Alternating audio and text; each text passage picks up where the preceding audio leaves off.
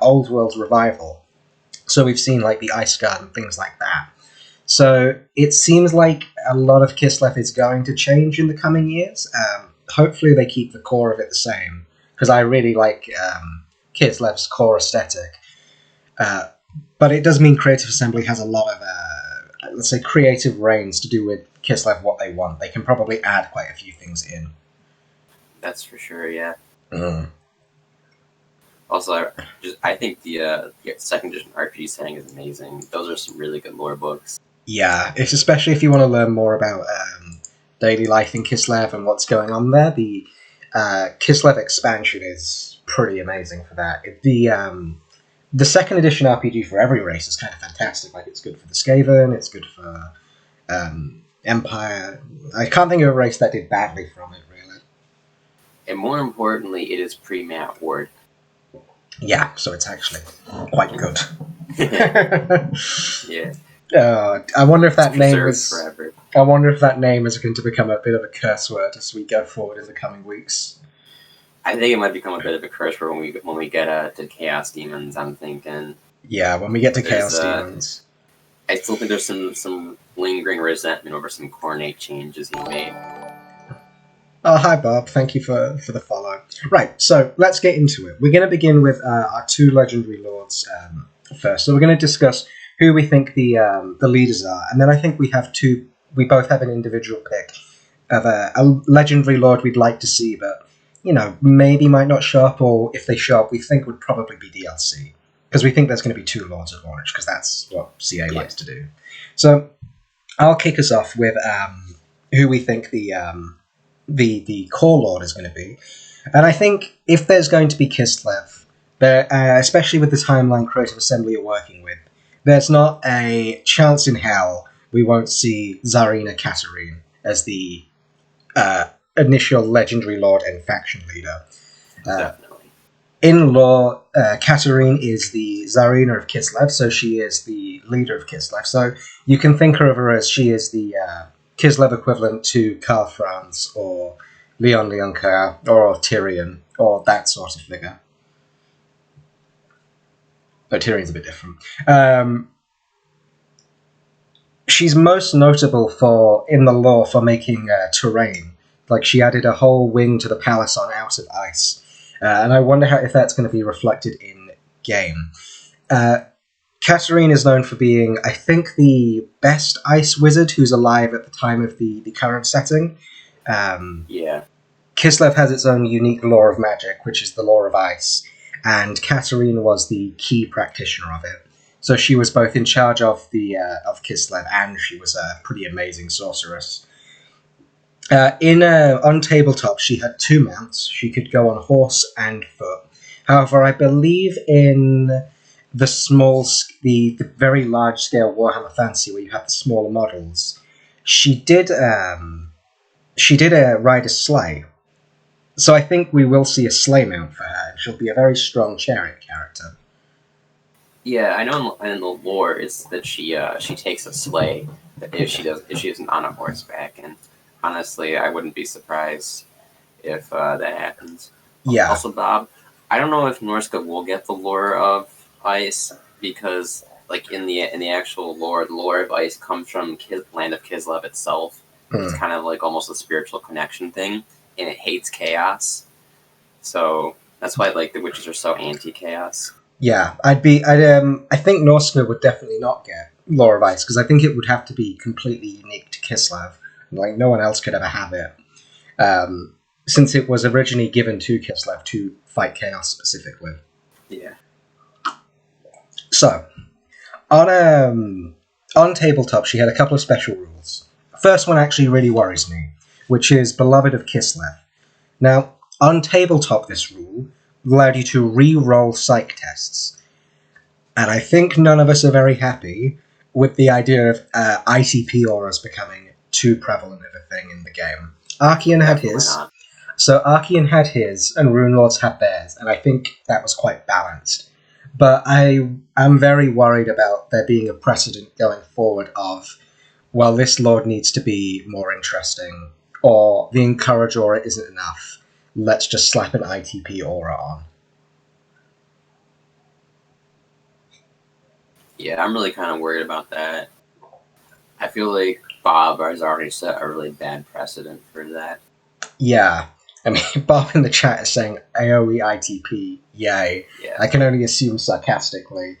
it's like you had Grom and the big boss in one patch for just 2 ITP auras. It's like, can you stop? So I think that we're going to be watching the Wood Elf DLC very carefully for them and whoever they're with. And hopefully that doesn't add more ITP auras into the game. Because having one that's very hard to get, such as the Rune Lords one, I think is kind of okay. But I don't want there to be a caster who's very cost efficient, who has a good chariot, so is good because of that, and is the ITP aura. I think that would be a bit excessive to give Katarine that. So I hope Beloved of Kislev just works as some kind of leadership buff for nearby troops, or melee buff, or something of that nature, and it's not an ITP aura like it was in Tabletop. I do like Bob's idea though in chat. It would be kind of interesting if what they did was Kislev units had like a reverse frenzy where they get ITP when they're like below half health or something. So if you break them before they get stubborn, yeah, you can like terror out them. But like once they're like dug in and hurt, they won't terror out. Yeah, exactly. So I think winning combat would be cool, but it would actually be really cool if she just triggered ITP when they were losing combat. So, because Kislev's whole thing is they're very stubborn. So I think that probably wouldn't be too excessive. I don't know if she'll be as good as Larry just because Star of Averlorn is such a ridiculous amount of value based on like how the high elf roster is designed. Yeah, we'll go into it later, but I don't think Kislev will have strong SEMs, which is probably a good thing, all things considered. I think they'll play very much like Empire. So the second thing she had was Killing Blow from, she has a sword called Fearfrost, and that gave her Killing Blow on Tabletop. Now, Killing Blow is already in the game. I think it'd be very strange to give it to a caster, so I hope Fearfrost is just reworked and does something completely different. I think maybe it could be an AoE slow that's on quite a long cooldown. So it'd be like an AoE Belkoth's Miasma that she gets to use, as say, every 120 seconds. Could see something like that, or just giving her the frostbite on hit instead. That would work too. I don't see her having Killing Blow in melee. It would just seem a bit strange, but they might try and go that way with her. The other thing she had was a thing called the Crystal Cloak, which was a -1 to hit her in melee. So basically the idea was it's so cold and the cloak is so good that nearby troops are really struggling to hit her. And I think that's just going to translate as a melee attack debuff, a bit like what Marathi has. I think that's quite simple to implement. So overall, I hope that she is a caster on a sleigh chariot, and she has a decent lore of magic, and she's just quite slippery and hard to hit, I think would be the big thing. She's not like Grom, I imagine, where she just goes in and kills everything. But I imagine she'd be very mobile, and she'd be a caster you could keep safe quite easily. I think especially with the ice lore as well, she's going to be kind of difficult to keep down, or at least chase. Yeah, I think she's going to have a lot of tools to essentially just be riding around the battlefield the whole game, and you won't really be able to catch her with like dogs or calves. She'll always have like a way out, and she'll be able to like dart into fights, apply a bit of a buff and a debuff to things, and then move to the next engagement where she needs to be. So very much, I'd say peak support lord.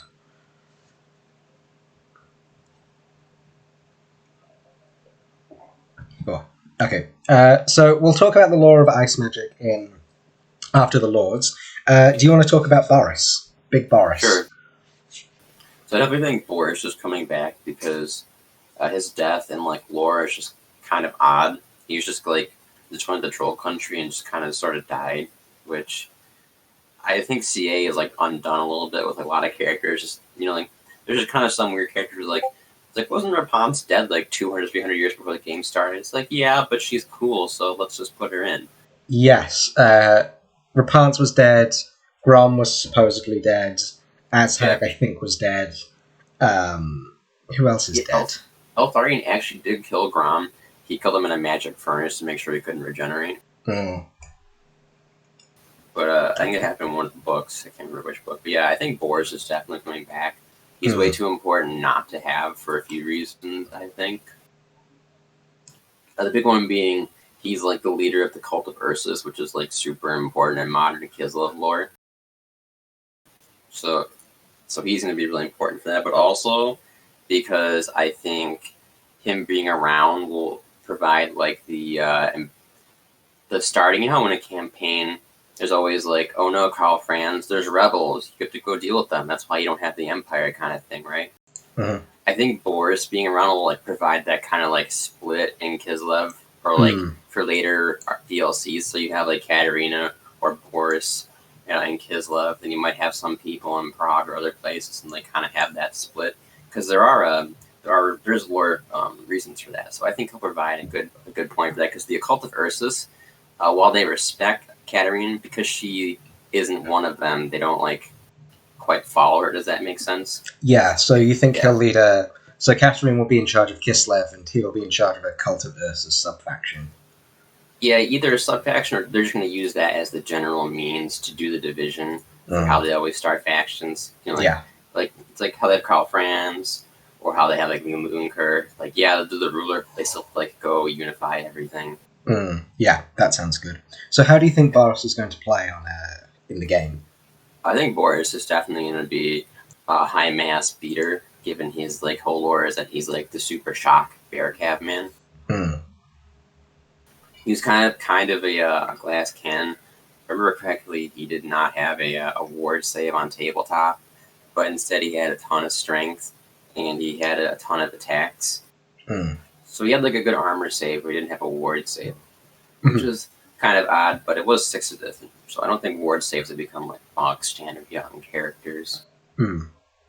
That's kind of thing is he was like the closest thing I could equate it to in modern Warhammer is he was kind of like a maybe like a blood angel or a flesh terror, where his gimmick was he'd charge and get a ton of attacks on the charge and blend you up before they could hit you back. Do you think he's going to fulfill a sort of similar role to Karl, where the Empire doesn't have big single entities to go and fight monsters, so they need Karl to go and do it for them in some matchups? Yeah, I think he'll be like very much like a Karl Franz kind of deal. Yeah, for sure. Yeah, single entity bears. I think single entity bears will have to. So they're bigger than demigryphs from the picture, the concept art release. So I think they'll be. They'll have to have something around the mass of what Grom or a Chariot has, or Volkmar, in terms of mass. Definitely. I think they should be able to power through things like Chaos Spawn and Trolls, and should only really be stopped by another SEM. I think that'd be good because, well, we'll get into that more later. But and sort of for his items, he had the Armor of Ursun, which was a big his big item that gave him extra attacks. So like he could just basically kind of like fight again almost, if that makes sense. And then he also had one of the actually, as far as I can tell, one of the first instances of mortal wounds. I don't know if you played 40k, but like the Space Wolves have like Hoarfrost weapons. Yeah. Just whenever they wound you, you have to like there's like a second test to see if you get a mortal wound. And he actually had that on his polearm. So it's very cool. That's interesting. Yeah, so, I'm wondering how they'll do that. So we think he'll be a polearm. He'll essentially be polearm cav. So he'll be like I guess a good comparison would be like a mix between a high elf noble and Karl. That doesn't heal. Yeah, I think he'll be a bit more tanky than Karl, though, just by virtue of like being on a paramount. Oh, hi, puppy.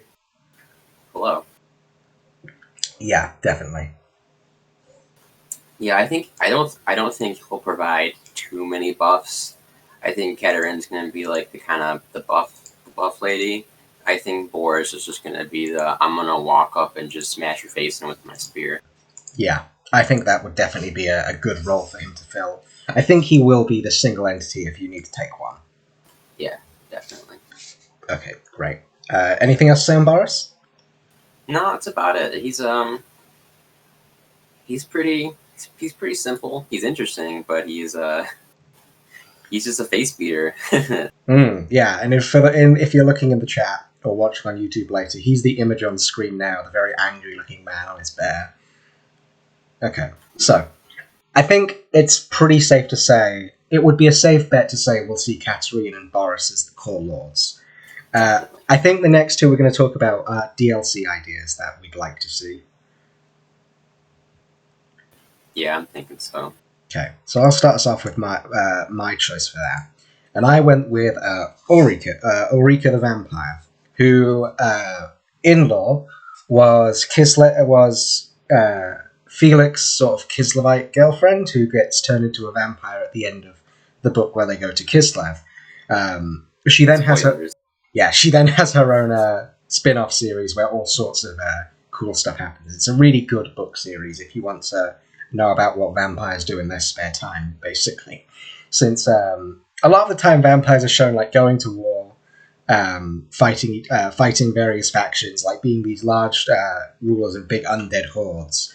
Whereas the Ulrika the Vampire series kind of goes into what they do when they're in the Empire.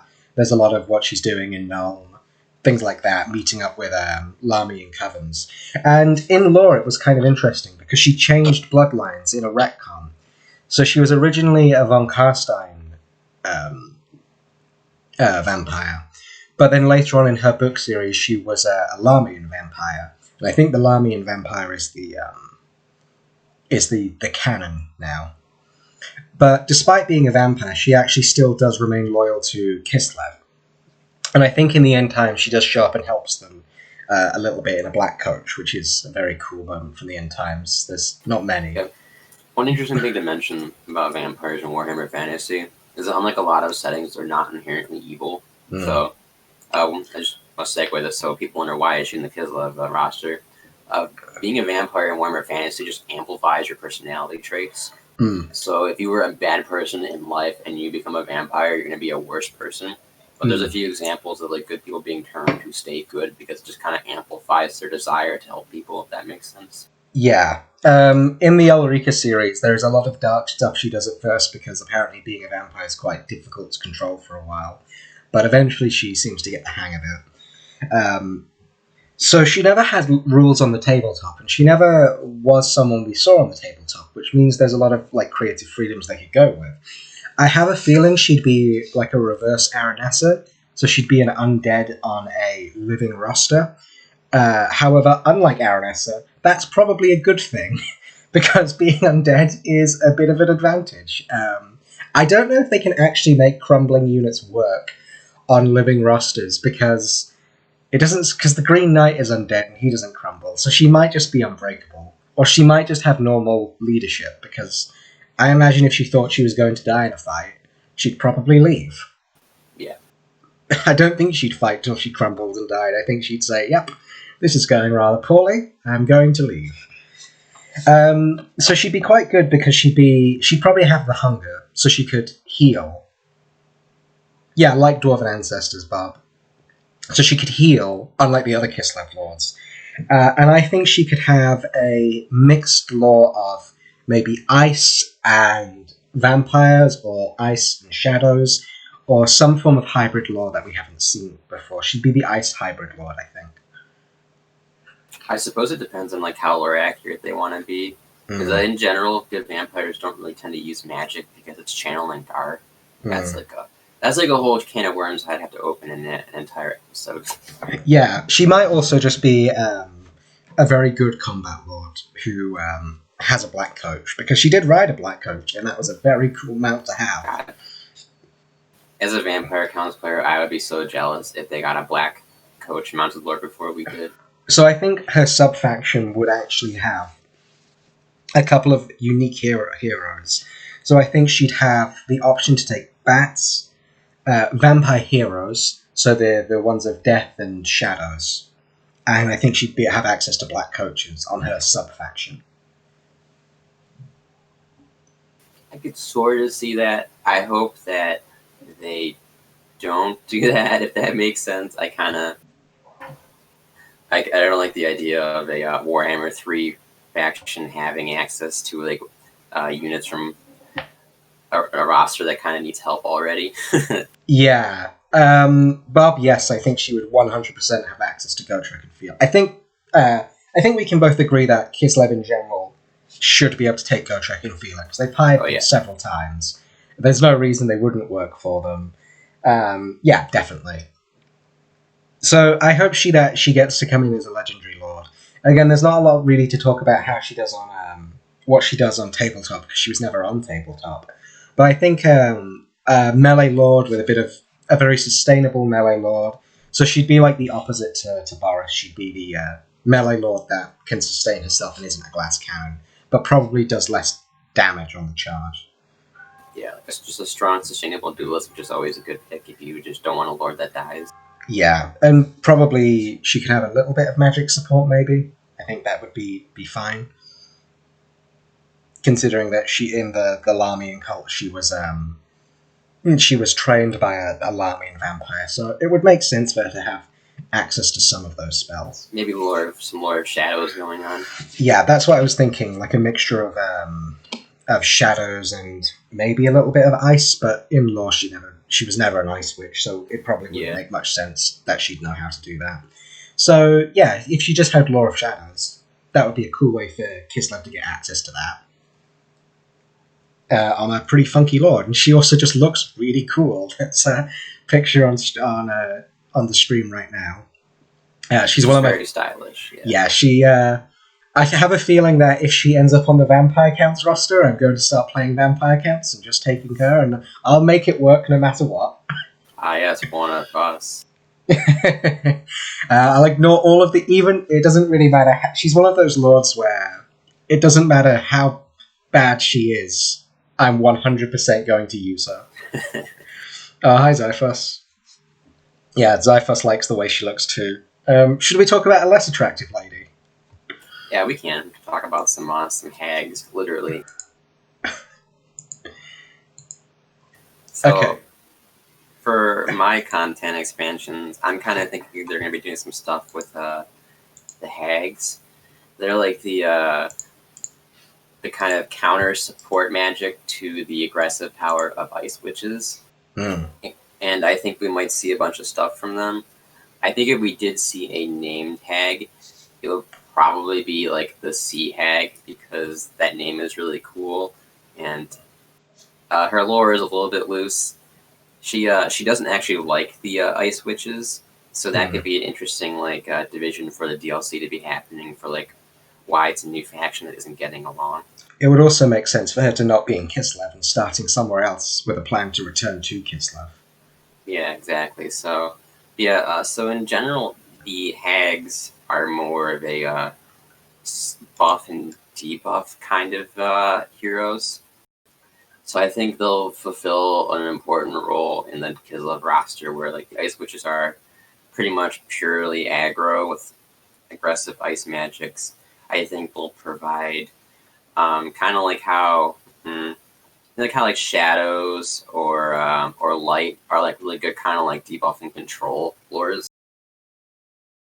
I think they'll provide like a useful battlefield control or debuff and buff kind of place in the roster.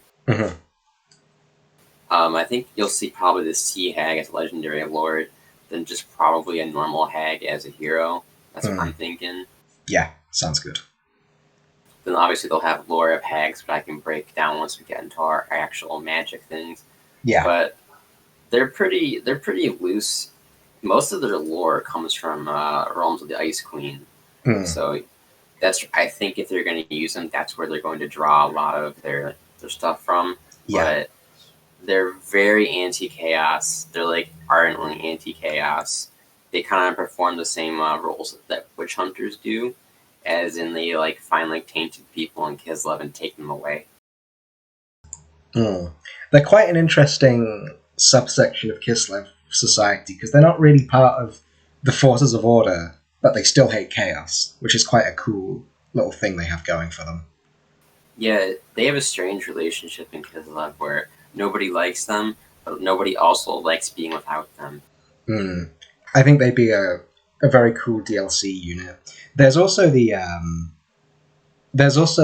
Baba Yaga as well, who could be like a Green Knight. I was thinking. Also, probably saying my mic is different. I'm not sure what you mean. Well, it's okay. it's it should sound fine. If it's a big problem, we'll figure out for next time. But Yeah. Baba Yaga is a kind of cool one because she has a giant hut with chicken legs, which that would be something to see. I don't know how good it would be, but I think There is one hag. I think it's Osleg. She lives in a hut made of bones, so they could do that with her. do you think we'll see hut SEM? So there'll be like a oh no, it's going to be it's like, oh, okay, I brought a dragon. Well, what does it have to go and kill? Well, it has to go and kill that giant hut running around casting spells. Someone has to stop that at some point. That'd be kind of funny. Yeah, the mount for the legendary lords is just a giant hut they ride around in. That'd be really funny to look at. So, do we want to move on to our laws of magic? Sure, we can do those. Brilliant. So, I'll start off with Law of Ice. This is really what Kislev's kind of known for. It probably should be their only law of magic outside potentially the law of hags. Put a picture of Katarina on screen. So on tabletop, it was a bit strange because a couple of the things had to do with freezing water, moving water features, and they can't really do that because I don't think CA is actually going to bother working out how to code that. And given how buggy the game was with the last DLC, I kind of hope they don't try, because I don't think anyone would ever use it, really, sadly. Unless it's, I'm going to form this puddle of water when fighting against lizardmen and coast. Oh no. Their aquatic benefits working in their favour. Didn't think this one through. So I think they're going to take a lot of spells from the RPG. They never had a lore passive either for it, so this is the other thing. When I was looking in the 6th edition Kislev expansion, there was no signature spell, which means it's very strange to try and imagine what they're going to make for the lore passive. I had two ideas. One would be like a reverse smoke and mirrors, so it's a slow, basically. It's a map-wide slow. I mean, just to represent, oh, it's cold. And the other idea I had would be like a Lore of the Deeps one, where it does damage across the map. Not very much damage, and it would have to obviously be built into the laws like cost and Winds of Magic cost. But I think that could be kind of cool to represent that Kislev is sort of bringing a blizzard with them. Yeah, I think it would definitely be like kind of a reverse smoke and mirrors. I think that seems like the most fitting and like flavorful, I would say. So as I just said, imagine Lore of Ice passive being frostbite on the whole enemy army. I think that would be a bit much, so I hope they don't go down that path. Imagine like you're playing Wood Elves and you just can't kite it because you're just being slowed constantly. Because they have slowing spells and they're slowing passive. It's like, well, I'm moving at 1 speed. Be fun to be a dwarf though. I suppose they wouldn't care much. It's like, okay, well, we're slightly slower than the normal. Okay. We'll just carry on. Yeah, so I think in one of the big feats of Lore of Ice that I hope they get in was it was constantly just thrown up to protect Kislev. Like when Grimgor tried to invade Kislev, I think they threw up just a massive storm in his way, and he couldn't really do much about it because he tried to fight the storm. That didn't work. And then every time he'd turn around, they'd turn the storm off, and he'd think, oh, it's finished, I'll go back. And then they'd turn it back on again, and he'd get more annoyed. And I think at one point he tried to sneak up on the weather. That was his big plan, and they turned it back on, and he was like, okay, well, sub this, we're leaving at some point. So I have 6 spell ideas written down. Some of these are from the RPG, but most of these are from tabletop. So I think that the first spell I'll have is Chill, which is just an AoE slow, because it made the air very cold. You'd see like a cool particle effect on the battlefield, and that would just be a part where you can't, you don't want to send units. It would be cool if it was used defensively and lasted for a long time, So you could put it, say, on one of your flanks to slow down cav that are incoming, and they give it a very short cast range. So you'd run your caster over, throw it up in that area, and then run the caster away, and it would be there for like a minute, and it would be something to avoid. That could be nice, yeah, I can see that. The next one I have is a spell called Storm, which I think would be a weaker Burning Bolt. It's essentially just a hailstorm. I think we can all imagine it being just a spell that's like sort of throwing things down from the air. That seems like a safe bet. Yeah. The third spell I have is Midwinter's Kiss, which would be a very strong icy breath attack. So it'd be a bit like the thing Skrulk does, where he breathes and it makes an AoE cone, or like Plague Priests. Yeah, like a powerful wind kind of type. Yeah, or like a Wind Blast sort of thing. Yeah, that's Wind Blast, yeah. Okay.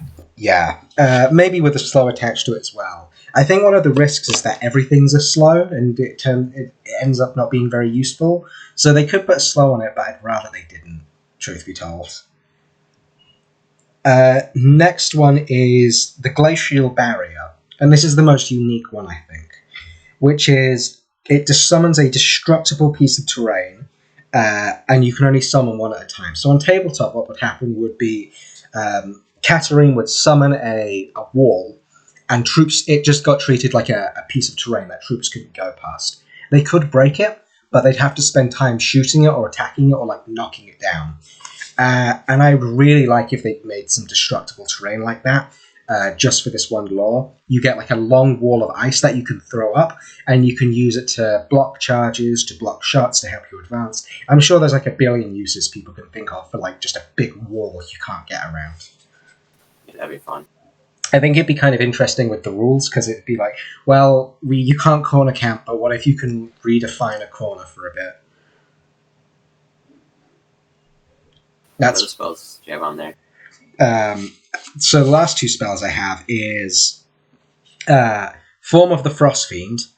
My note for this is, please don't be a summon. Please, for the love of God, do not be a summon. I have something just like that, yeah. Because in tabletop, it turned the caster into a Frost Fiend. We've seen how they implemented Manticores. I don't think anyone likes it too much. I think everyone thinks it's a bit busted. Now, they could make it cost 30 Winds of Magic, and they could rework how summoning works to balance it, maybe. I really hope it's just an AoE buff. Yeah, that would be nice. So I think a buff to charge bonus and melee attack. That's what I'm hoping for. Because on my notes, I've put that down, and then in all caps, please not a summon. We don't want to summon Frost Fiends. No one wants Kislev to summon Frost Fiends. Right, yeah. I hope we don't get into a silly situation where it's Kislev fighting Beastman, and it's like, haha, we'll summon our Manticore. Kislev goes, haha, well, we'll summon our Frost Fiend, and it just turns into two non-existent units having a slap fight.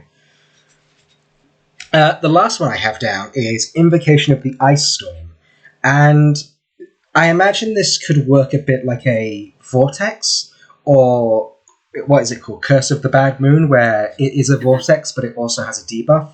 So it does some damage, but it's also actually quite a good debuff for a unit. Yeah, I'd like that. I think you gotta have like some kind of like Vortex in your lore, usually. Yeah, and the way I imagine this would be, it wouldn't affect friendly troops, so it'd be a bit like Soulfire Bombardment, but it would be a randomly moving Vortex spell.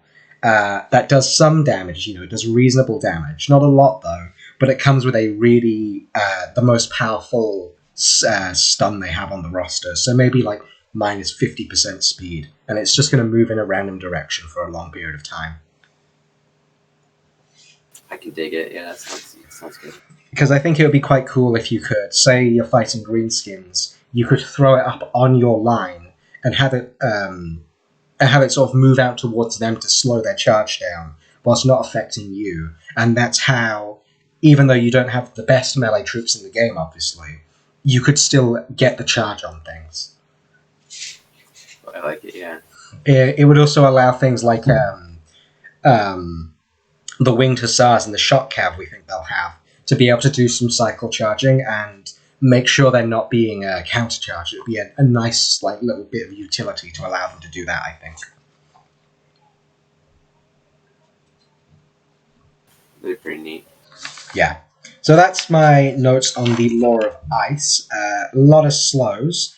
Not a direct damage. It has some direct damage, but not purely about direct damage. Very defensive, I think, would be the way to do it. Sort of a lore that debuffs things whilst doing a bit of damage. Yeah, so I guess I'll go into the lore of hags now. I think the lore of hags is going to have a lot of single target spells, and then some AoE debuffs is what I'm thinking it's going to be. So like their first one, I'm thinking Banished Spirit. It might function kind of akin to a Spirit Leech, I'm thinking, because in the game it would like blow up ethereal units. That's like a little too niche to be a full blown spell. So I'm thinking it just might be kind of like a there might be some kind of Spirit Leech effect between what I'm going to get into this or something else. But I'm thinking that. And I'm thinking they're going to have a kind of apotheosis type thing with Cleanse Body, like a single target heal. It won't be like full like Earth Blood power, but because hags are like the support lords, I would be really surprised if they didn't have at least a single targeted heal, if that makes sense. Yeah. I also think it might cleanse debuffs. That would be really interesting. Or like give debuff protection. So like it would cleanse poison and keep you from getting poisoned while it's active. I think that could be interesting. That'd be very cool, yes. I think if it was an AoE that prevents debuffs, it would be a very cool like blob breaker sort of thing. Because it would stop you, it would allow you to like run into debuff blobs and, you know, trade well with them. Yeah, you wouldn't get hit by Mortis or anything, which would be pretty interesting. So let's see. Other things I think of, I definitely think there's going to be some big curses, like there's like Hag's Curse, Greater Curse. I think there might be like a single targeted, really potent debuff, maybe like Curse of Anahir or something like that, where it just lowers all your combat stats. I think you might have like Hag's Curse that might function maybe like Curse of Midnight Wind, where it's a very like wide debuff you slap down. I think you might see something like that because that'll synergize well with big cav lances. So like you debuff them down, then you just smash them with your winged lancers. I think that's something I could definitely see them doing. Yeah, that'd be very cool. Now the one thing I'm a little dubious about is they do have a summon spell that isn't a transformation. It's called just Summon Spirit because the witches can like bind spirits and stuff. So I'm kind of wondering what they're going to do about that. Yeah, I think maybe it might be like a bit of a Horn of the Ancestors kind of deal. I'm not sure. They might just have a summon. Yeah. Then they have Form of the Ancient Widow, which I actually think might be kind of cool if it worked like a Malice transformation, where maybe it's like the last spell you cast on your caster, but like it like replaces them with this big like honking 8-foot tall angry hag that just has really good combat stats. Kind of like how a transformation of Kadana is actually supposed to work. So I think that would be cool. That, or maybe like there might be a secondary hag with Form of the Ancient Widow that doesn't have spells, but just has really good combat stats. I think that would be kind of interesting as well. Yeah, or maybe a bit like a Balefiend, where it's a caster, but it actually can do good melee damage. Yeah, that'd be nice. Yeah, but it just costs a bit more, so that could be interesting. I don't actually know if they'll have an AoE like damage spell. It doesn't seem very fitting for the lore, but I feel like they might have to.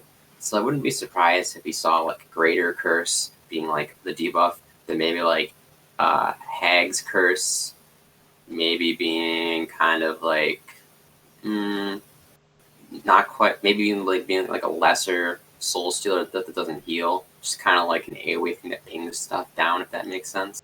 Yeah, I think every lore of magic does want a way of doing some direct magic damage to things. So like even if it's just a very simple breath or something, I think is fine. Because a lot of the time in some matchups, say like Coast or Vampire counts, you do need to make sure you have that source of magic damage somewhere. And a lot of the time you get it from your caster. So that would be quite nice. Yeah. Just bring a blob breaker basically. Yeah. So yeah, Then I think there's going to be a few other friendly debuffs or buffs, just kind of like to enhance your bear cab or whatever. Mhm. I think they're going to be kind of like maybe a mix between heavens and maybe death, which would be really interesting. That'd be quite cool. Yeah. That's what I'm thinking for them. Nice. So do we want to move on to our heroes / lords?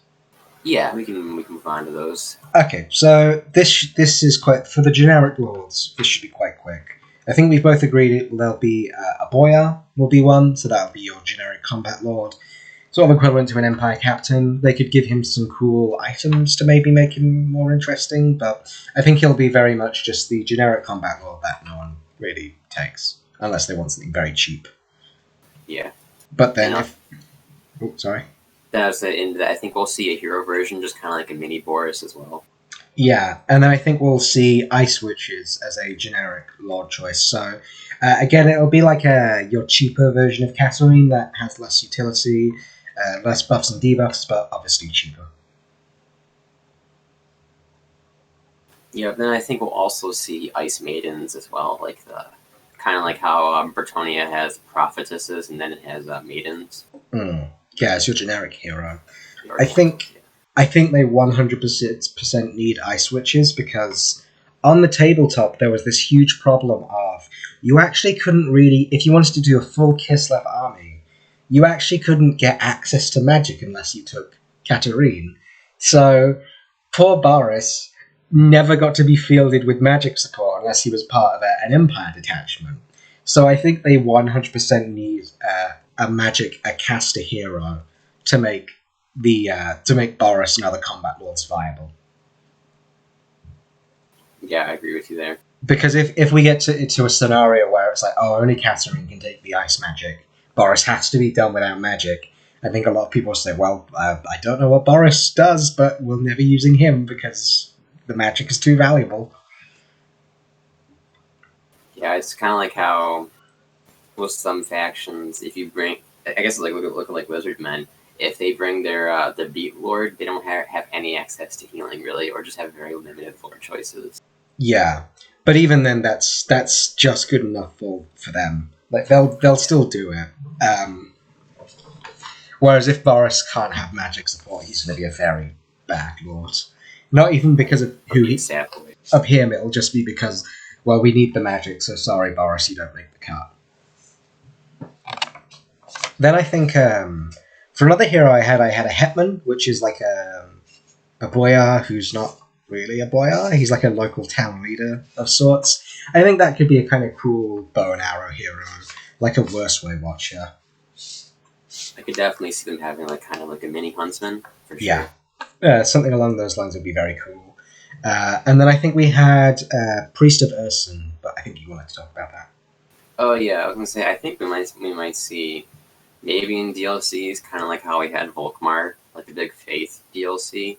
I think we'll probably see Ursun for sure because Boris is like the Ursun thing. I think we'll see like Priest of Ursun. I also wouldn't be surprised if we didn't see Priest of Daz because he's such an important thing in the lore as well. But like Priests of Ursun are like big, chonky guys. They like taming bears and riding bears. So I think they'll provide like kind of a really chonky, aggressive support character. If that makes sense. Kind of like how like Priests of Sigmar are kind of like very defensive. They like hanging back and like buffing troops. Kind of deal. I think the Priests of Ursun are going to be like the counterpoint, almost like a priest of how I want a priest of Ulrich to be. Where they're like super aggressive. They want to get in there and smash, and they're built around helping anything around them smash with them. I hope they have an AoE frenzy on them, and I hope they actually kind of work a bit like death hacks, or how Hellebrand is meant to work. So they just run in, rampage everything that you actually don't care if it rampages, and gives it a massive melee buff. I think that could be very so like cool. a good Nakai, basically. Yeah, like a good Nakai who's in a hero slot, and maybe a little bit cheaper. Yeah. Yeah. That'd be very cool. So yeah, I'd definitely like to see some Ursun love.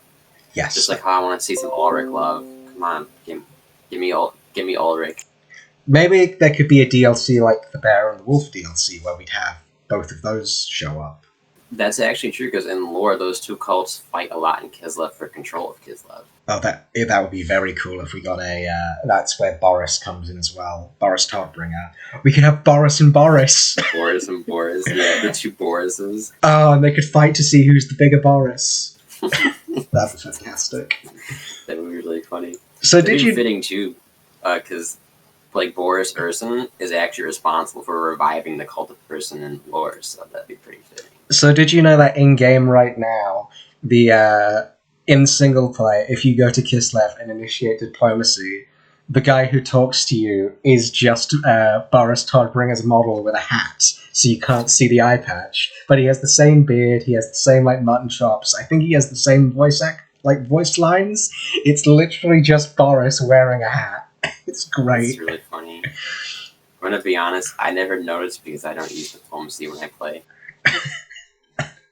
I just play massive skeleton hordes or Dawi, so either way, it's either there's no diplomacy, there's only crutches. Okay, so we've gone over the lords and heroes and laws. Do we want to talk about the units? I think you were going to do infantry, and I'm planning on doing the cavalry. Yes. So I think for the infantry, we're going to see kind of a very interesting division, kind of like how a lot of the like old-time Eastern European stuff was, where I think you're going to have like the Kossars and like the Cossacks and that kind of stuff, and then you're going to have like the more state troops, if that makes sense.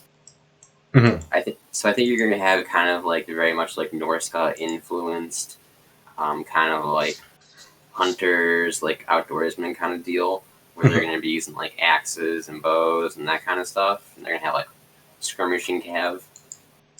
Then I think you'll see kind of the more state troop-esque kind of deal.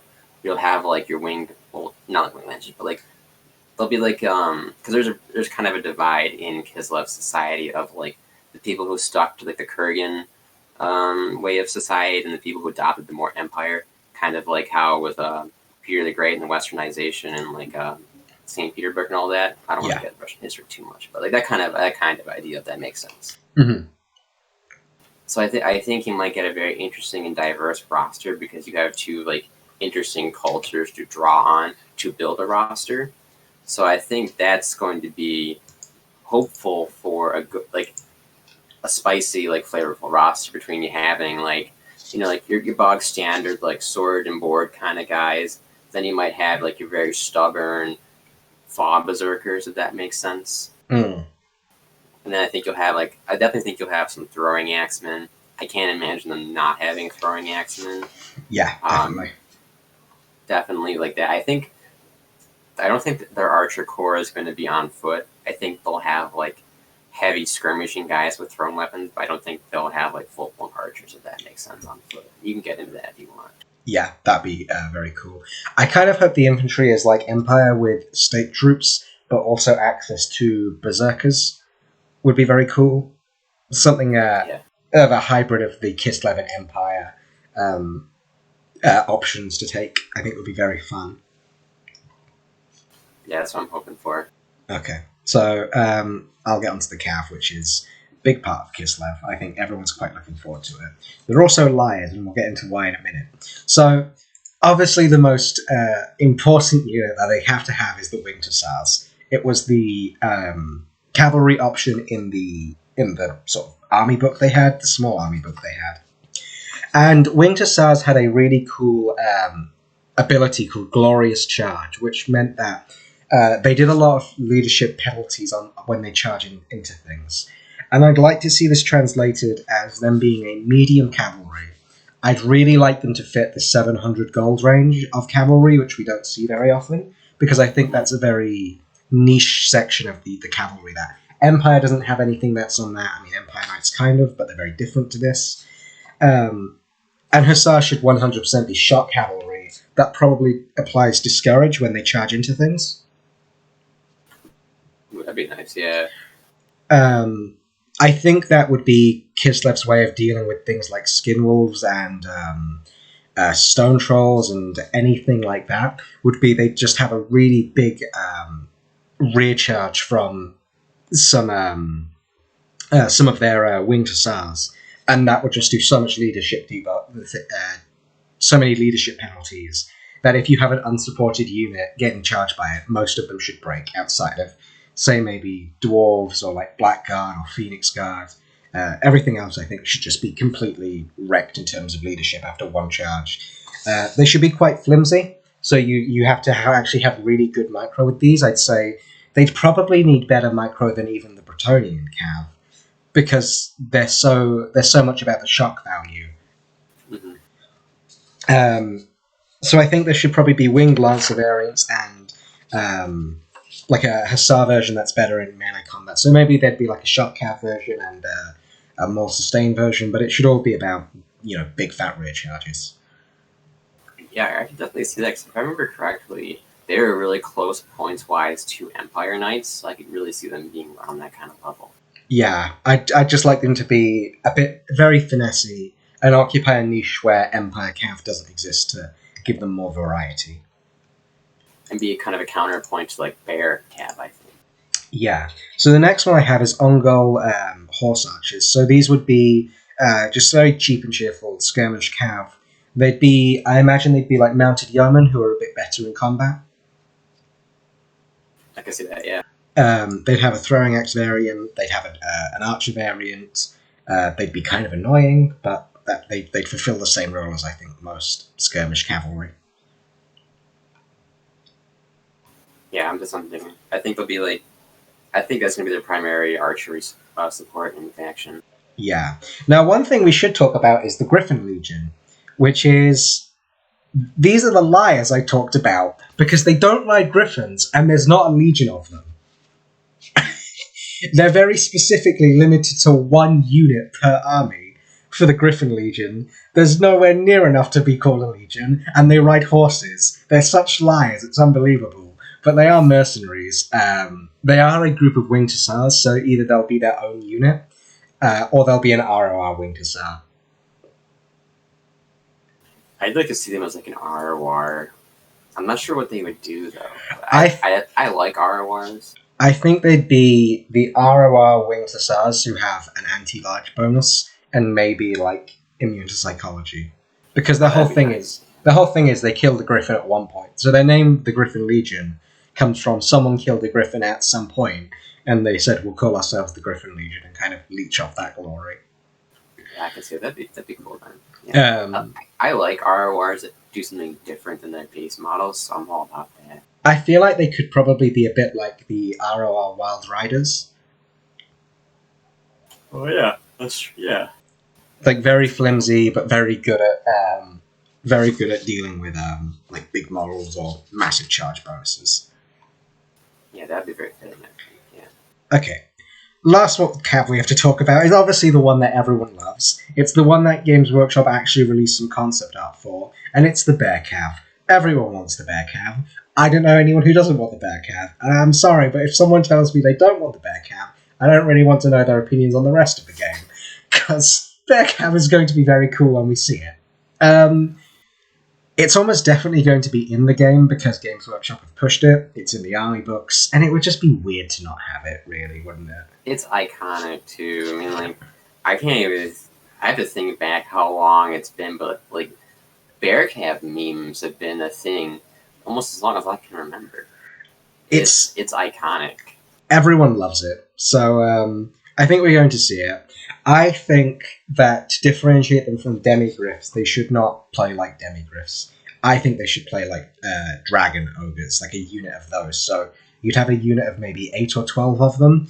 They'd have insane armor-piercing values, and they'd just sort of wreck everything. They'd be very expensive, but they'd be quite hard to take down.